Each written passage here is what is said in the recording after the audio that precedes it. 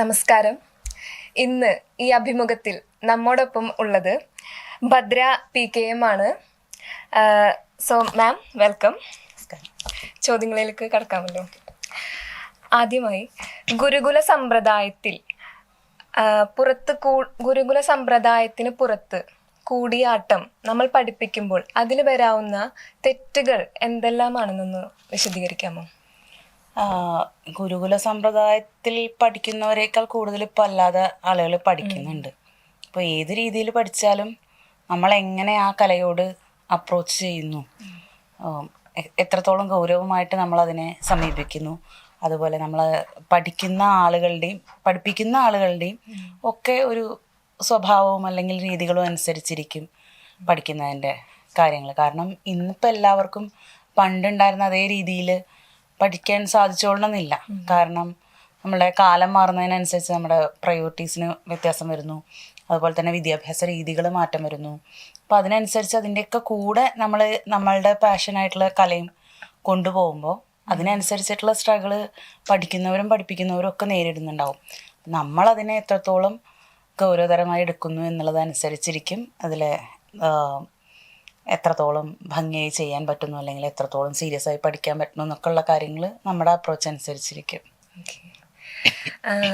വാചകത്തിലെ സൂക്ഷ്മ ഭാവങ്ങൾ പ്രേക്ഷകർക്ക് വ്യക്തമായി എത്തിക്കാൻ ഒരു അഭിനേതാവ് എന്തെല്ലാം കാര്യങ്ങൾ ശ്രദ്ധിക്കാം?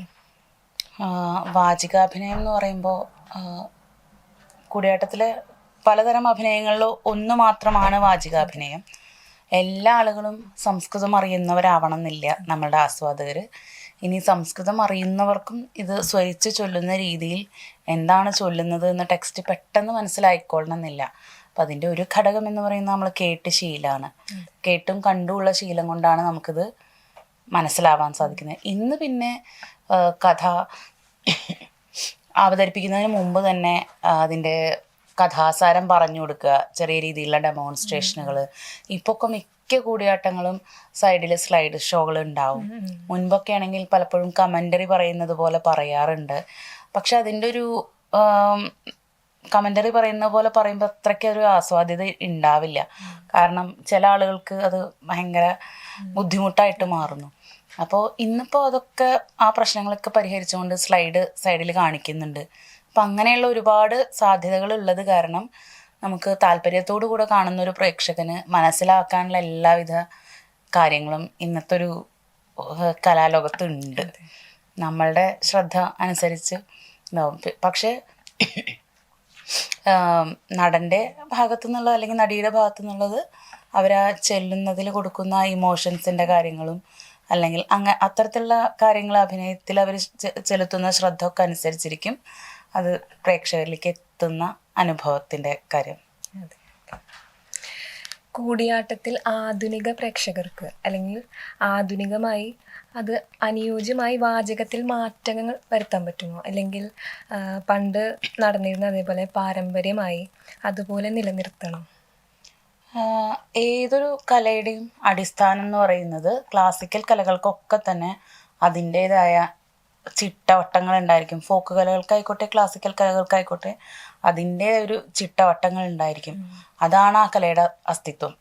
അത് വിട്ടുകൊണ്ട് ഒന്നും ചെയ്യുന്നത് എത്രത്തോളം വിജയകരമാവും എന്നുള്ളത് ആ ഒരു പെട്ടെന്നുള്ളൊരു കോളിളക്കത്തിനപ്പുറം എത്രത്തോളം കാലത്തേക്ക് അത് നിലനിൽക്കുമെന്നുള്ളത് സംശയമാണ്. പക്ഷേ നമ്മളെല്ലാവരും ചെയ്യുന്ന കാര്യം എന്ന് വെച്ച് കഴിഞ്ഞാൽ ആ ചിട്ട നിലനിർത്തി അതിൻ്റെ ഉള്ളിൽ നിന്നുകൊണ്ടുള്ള മാറ്റങ്ങൾ വരുത്തുമ്പോഴാണ് അതിന് ഒരു കെട്ടുറപ്പുണ്ടാവുന്നുള്ളൂ. അങ്ങനെയുള്ളതിന് മാത്രമേ നിലനിൽപ്പുണ്ടാവാറുള്ളൂ. ഒരു ദിവസം നമുക്കിത് മുഴുവനും കൂടെ മാറ്റിമറിക്കാമെന്ന് വിചാരിച്ചു കഴിഞ്ഞാൽ ആ ഒരു സ്ട്രക്ചറെ നശിച്ചു പോകും. അപ്പോൾ അതുകൊണ്ട് ആ സ്ട്രക്ചറിൻ്റെ ഉള്ളിൽ നിന്നുകൊണ്ട് നമുക്ക് കാലികമായ മാറ്റങ്ങൾ വരുത്താനുള്ള ധാരാളം സാധ്യതകളുണ്ട്. അതാണ് എല്ലാവരും ഉപയോഗിക്കാറുള്ളത്. മാം, ഇന്നിവിടെ നടന്ന ഈ രംഗകല കോൺഫറൻസിനെ കുറിച്ച് 2 വാക്ക്. നമ്മൾ ക്രൈസ്റ്റ് കോളേജിൽ നടക്കുന്ന ഇത്തരം പല പരിപാടികളിലും പങ്കെടുക്കാറുണ്ട്. ക്രൈസ്റ്റിൽ വന്നിട്ടുള്ളൊരു അനുഭവം ഇവിടുത്തെ ഈ ഓഡിറ്റോറിയത്തിൻ്റെ അനുഭവം ഒക്കെ വളരെ നല്ല അനുഭവങ്ങളാണുള്ളത്. മാത്രമല്ല ഇരിങ്ങാലക്കുട കഥകളി ക്ലബിനോട് ബന്ധപ്പെട്ടിട്ട് ഞാൻ ഇവിടെ വന്ന സമയം മുതൽ തന്നെ ഞാൻ ഇവിടെ വിവാഹം കഴിച്ച് വന്ന ഒരാളാണ്, ഇരിങ്ങാലക്കുടക്കാരി ആയതാണ്. അപ്പോൾ വന്ന സമയം തൊട്ട് തന്നെ കഥകളി ക്ലബ്ബുമായിട്ട് വളരെയധികം അടുത്ത് പ്രവർത്തിക്കാറുണ്ട്. അതിൻ്റെ ഒരുവിധം പരിപാടികൾക്കൊക്കെ പങ്കെടുക്കാറുണ്ട്. നമ്മുടെ ഇവിടുത്തെ ക്രൈസ്റ്റ് കോളേജിലെ സംസ്കൃത അധ്യാപികയായിട്ടുള്ള വിന്ദ ടീച്ചറായിട്ടും വളരെ അടുത്ത ബന്ധമാണുള്ളത്. അപ്പോൾ ഈ 2 സ്ഥാപനങ്ങളുമായിട്ടും നല്ല ആത്മബന്ധം സൂക്ഷിക്കുന്ന ഒരാളെ എന്നുള്ള നിലയിൽ ഈ ഇത്തവണത്തെ ഈ ഒരു രംഗകലാ കോൺഫറൻസിനെ കുറിച്ച് വളരെ നല്ലൊരു മതിപ്പുള്ളൊരു അഭിപ്രായം തന്നെയാണ് ഉള്ളത്. ഞാൻ എൻ്റെ ഫേസ്ബുക്ക് മുതലായിട്ടുള്ള സോഷ്യൽ മീഡിയകളിലൊക്കെ അതിനെക്കുറിച്ചൊരു കുറിപ്പ് ഷെയർ ചെയ്യുകയും ചെയ്തിട്ടുണ്ടായിരുന്നു. നാട്യശാസ്ത്രം എന്ന് പറയുന്ന ഭാരതത്തിൻ്റെ ഒരു അഭിമാനമായിട്ടുള്ളൊരു പൈതൃകത്തിന് യുനെസ്കോ അംഗീകരിച്ച ഒരു അവസരമാണ് നമ്മളിപ്പോൾ ഈ ഒരു കുറച്ച് മാസങ്ങളായിട്ട് കടന്നു പോയിക്കൊണ്ടിരിക്കുന്നത്. അപ്പോൾ ഈ ഒരു അവസരത്തിൽ ഏറ്റവും ഉചിതമായ രീതിയിലാണ് ഈ കോൺഫറൻസ് നടത്തുന്നത്. കേരളത്തിൻ്റെ പ്രധാനപ്പെട്ട 3 കലാരൂപങ്ങളെ ഓരോ ദിവസത്തേക്കും എടുത്തുകൊണ്ട് തന്നെ അതിൻ്റെ വിവിധ വശങ്ങളിലുള്ള പ്രഭാഷണങ്ങളായിട്ടും സോദാഹരണ പ്രഭാഷണങ്ങളായിട്ടും ചർച്ചകളായിട്ടും രംഗാവതരണങ്ങളായിട്ടും വളരെ നല്ല ഉൾക്കാഴ്ചയോടുകൂടിയുള്ള ഒരു കണ്ടൻ്റാണ് ഈ 3 ദിവസത്തെ പ്രോഗ്രാമിലുള്ളത്. ഓരോരോ അവതരണങ്ങളുടെയും വിവിധ വശങ്ങളെ സ്പർശിച്ചുകൊണ്ടുള്ള തീമുകളാണ് ഓരോ ടോക്കായിക്കോട്ടെ ലെക്ചർ ഡെമോൺസ്ട്രേഷൻ ആയിക്കോട്ടെ ഏതായാലും എടുത്തിരിക്കുന്നത്.